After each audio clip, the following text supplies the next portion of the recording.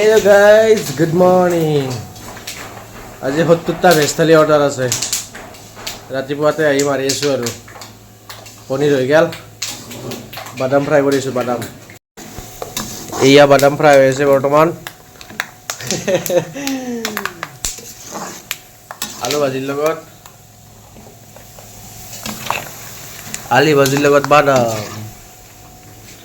পনীৰৰ চব্জিখন কেনে হৈছে গাইজ? এইটো হল পনীৰ যাব পনীৰ। এইটো যমুনা বাইদেউ পাপৰ ভাজি আছে।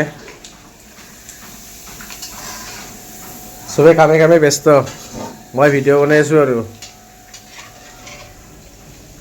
আমি কিন্তু বেলেগ পাপৰ খুৱাওঁ, মনু পাপৰ মনু। আজি অৰ্ডাৰটো যাব ভাই, সাহিত্য সভাৰ অৰ্ডাৰ এইটো। খাই ভাল পালে হ'ল আৰু চাটনি চাটনি দিম, চালাদ তালাদ দিম।